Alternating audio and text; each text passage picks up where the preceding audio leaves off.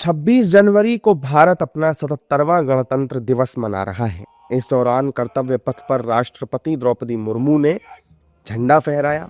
इस साल की परेड की थीम वंदे मातरम रखी गई है, जिसके 150 साल पूरे हो चुके हैं।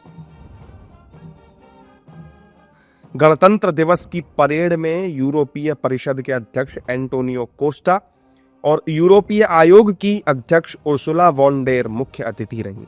दिल्ली के कर्तव्य पथ पर आयोजित हुई भव्य परेड में देश की सांस्कृतिक विविधता, सेना की ताकत और लोकतांत्रिक मूल्यों का शानदार प्रदर्शन देखने को मिला। परेड में शामिल हुई झांकियों ने देश की सभ्यता, संस्कृति, विकास और आत्मनिर्भरता का प्रदर्शन किया। छत्तीसगढ़ की झांकी में राज्य की संस्कृति और जनजातीय झलक देखने को मिली।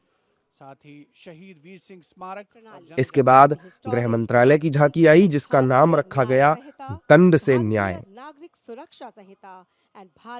गृह मंत्रालय के बाद आई उत्तर प्रदेश की झांकी में बुंदेलखंड की समृद्ध संस्कृति, कला और ऐतिहासिक विरासत का प्रदर्शन किया गया।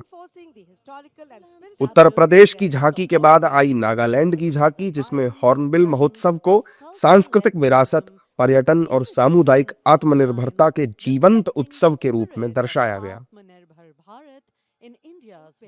पंजाब सरकार ने 26 जनवरी की गणतंत्र दिवस परेड में साहिब गुरु तेग बहादुर जी की 350वीं शहादत शताब्दी के अवसर पर विशेष झांकी दिखाई, जिसमें मानवाधिकार, समानता और स्वतंत्रता से जुड़ी शिक्षाओं को समाज के सामने रखा गया।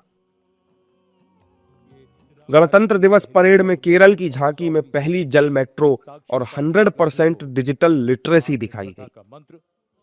जम्मू कश्मीर की झांकी में पारंपरिक कलाओं की भव्यता को दर्शाते हुए धातु नक्काशी से सजा चमकदार समोवार, प्रतीकात्मक डिजाइन से समृद्ध बारीकी से बुने कानी शॉल, हाथ से बुने कालीन और अखरोट की नक्काशीदार लकड़ी से बने शिल्प प्रदर्शित किए गए। इसके बाद एनडीएमए और एनडीआरएफ की झांकी आकर्षण का केंद्र रही।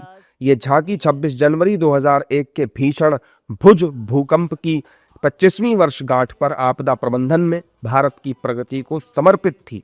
इसके अलावा स्कूली शिक्षा और साक्षरता विभाग ने भारत की प्राचीन ज्ञान परंपरा से लेकर भविष्य की शिक्षा तक की यात्रा दिखाई, जिसके जरिए पीएम श्री स्कूलों को विकसित भारत 2047 का आधार बताया गया। इसके बाद महाराष्ट्र और पश्चिम बंगाल की झांकी की भी प्रदर्शनी हुई।